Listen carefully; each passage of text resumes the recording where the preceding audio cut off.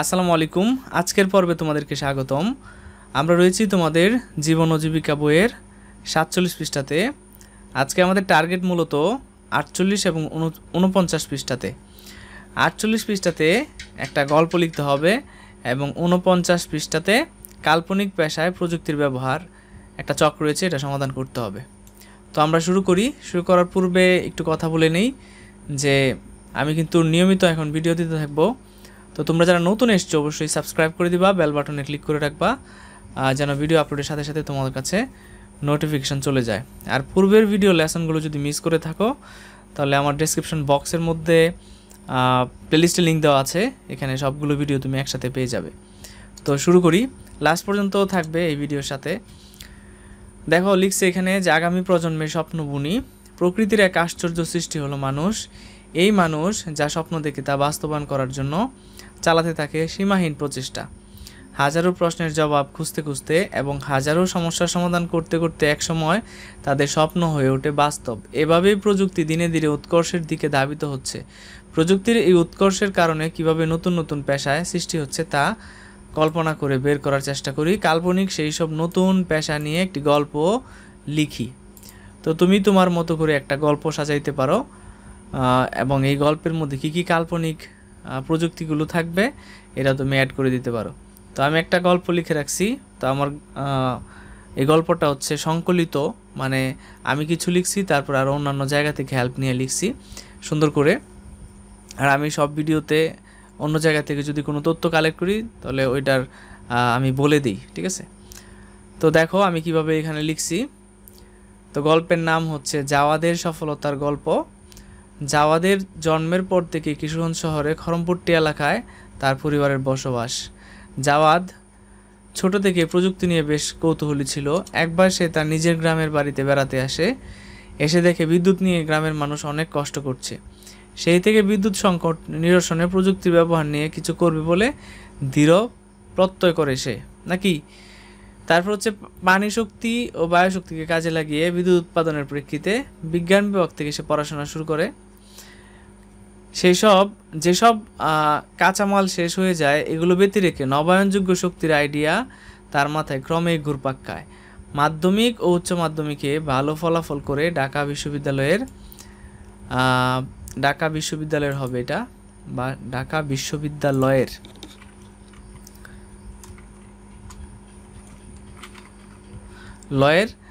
Electrical and electronic ইঞ্জিনিয়ারিংয়ে ভর্তি হয়। বিএসসি এবং এমএসসি শেষ করে বিদেশ থেকে উচ্চ ডিগ্রি নিয়ে আসে।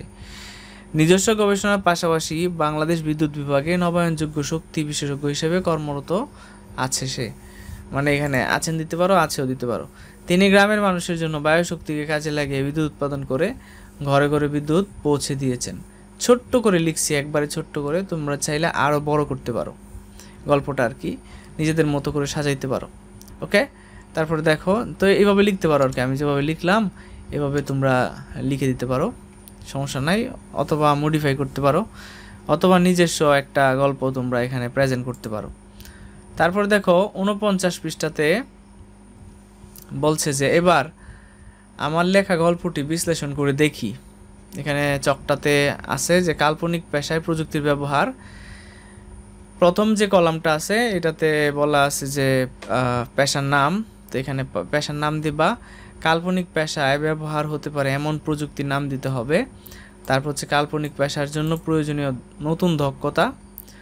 তারপর হচ্ছে উক্ত পেশা মানব কল্যাণে যে ধরনের ভূমিকা রাখতে পারে। এই 4টা কলাম ধরে তোমাকে কয়েকটা পেশার নাম লিখতে হবে যেগুলা এই গল্পের মধ্যে ইনক্লুডেড ছিল বা গল্প রিলেটেড। তো এটা আমি সমাধান করে রাখছি, এটা তোমাদেরকে দেখাই। কাল্পনিক পেশায় প্রযুক্তির ব্যবহার 49 পৃষ্ঠা। তো প্রথমে হচ্ছে পেশার নাম। তো এখানে যা যা লিখে হয়েছে এগুলো সংকলিত, এডিট করা। আমি নিজস্ব কিছু ধ্যান ধারণা এখানে লিখে রাখছি, যেহেতু আমি সময় কম পাচ্ছি, আমার টিউশন আছে, তারপরে পড়াশোনা আছে, সব মিলে ব্যস্তই থাকি সারাদিন। তারপর মানে এগুলো লিখতে অনেক সময় চলে যায়, যাই হোক। তো দেখো পেশার নাম নবায়নযোগ্য শক্তি বিশেষজ্ঞ পেশার নাম। তারপর হচ্ছে কাল্পনিক পেশায় ব্যবহার হতে পারে এমন প্রযুক্তির নাম কম্পিউটার, ইন্টারনেট, আধুনিক জেনারেটর, টারবাইন ও হারভেস্টিং প্রযুক্তি। তারপরে এখানে আধুনিক টারবাইন ও ব্লেড পরিচালনায় দক্ষতা এবং কীভাবে তা কাজ করে তার সম্পর্কে সুস্পষ্ট ধারণা। তারপর হচ্ছে উক্ত পেশায় মানব কল্যাণে যে ধরনের ভূমিকা রাখতে পারে, তো এখানে যে ধরনের ভূমিকা রাখতে পারে এখানে লেখা আছে দেশের বেকার সমস্যা নিরসন করে নতুন নতুন পেশার সৃষ্টি করতে পারে, দেশ ও জাতিকে বিদ্যুৎ ব্যবহারের মাধ্যমে উন্নতির শীর্ষস্থানে নিয়ে যেতে সক্ষম হবে। তারপরে আরেকটা পেশা দিলাম এখানে প্রযুক্তিবিদ। তো এখানে এই কলামটাতে লেখা আছে যে কৃত্রিম বুদ্ধিমত্তা, virtual reality, cloud computing, quantum computing ও 3D প্রিন্টিং। তো এখানে আরও কয়েকটা তোমরা চাইলে অ্যাড করতে পারো। তোমাদেরকে আমি বারবার বলতেছি যে তোমরা মডিফাই করতে পারো, চাইলে তোমাদের মতো করেও কিছু তথ্য এখানে লাগাইতে পারো, হুবহু লেখার চেষ্টা করবা না। তারপর দেখো ক্লাউড কম্পিউটিং, কৃত্রিম বুদ্ধিমত্তার ব্যবহার ও প্রয়োগ সম্পর্কে সম্যক জ্ঞান থাকা। তারপর হচ্ছে উল্লিখিত প্রযুক্তি ব্যবহারের মাধ্যমে যে কোনো কাজকে কম সময়ে এবং খুব সহজে সম্পন্ন করা যাবে। তারপর হচ্ছে কৃষিবিদ, কৃষি, জৈব প্রযুক্তি, খাদ্য প্রযুক্তি, ডাটা সায়েন্স, স্মার্ট সেচ ইত্যাদি আর কি। তারপর হচ্ছে কৃষিক্ষেত্রে প্রযুক্তির জন্য পর্যাপ্ত জ্ঞান ও পরিকল্পনার দক্ষতা লাগবে। ফসল উৎপাদনে কৃষি প্রযুক্তিগুলো কৃষিকে আরও ভিন্ন মাত্রায় এগিয়ে নিয়ে যাবে। তারপর হচ্ছে ফসল পরিচারক হচ্ছে যে ফসল লাগানো থেকে শুরু করে কাটা পর্যন্ত যে পরিচর্যা বা বিভিন্ন কৌশল ব্যবহার করে। তো এখানে যে যে প্রযুক্তিগুলো আছে যেমন ড্রোন প্রযুক্তি, স্মার্ট সেচ, রোবট ও আইওটি। জমিতে কীটনাশকের যথাযথ ব্যবহার ও ফসলের পরিচর্যায় আধুনিক কৌশল সম্পর্কে জ্ঞান, মানে দক্ষতা আর কি। উন্নত মানের ফসল উৎপাদনের ফলে উন্নত মানের পণ্য লাভ করা যায়।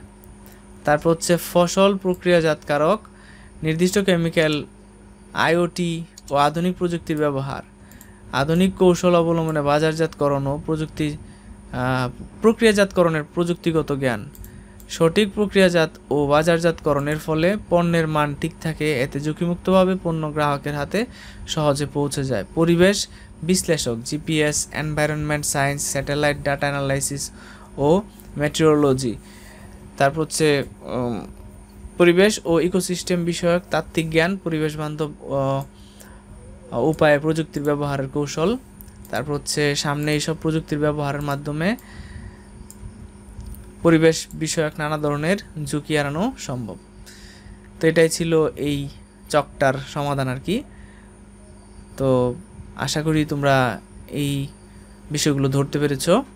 তো তোমাদেরকে আমি অনেকবার বলছি যে তোমরা নিজেরা এটা মানে মডিফাই করবা অথবা আরও নতুন নতুন তথ্য অ্যাড করবা, হুবহু এখান থেকে লিখে ফেলার চেষ্টা করবা না।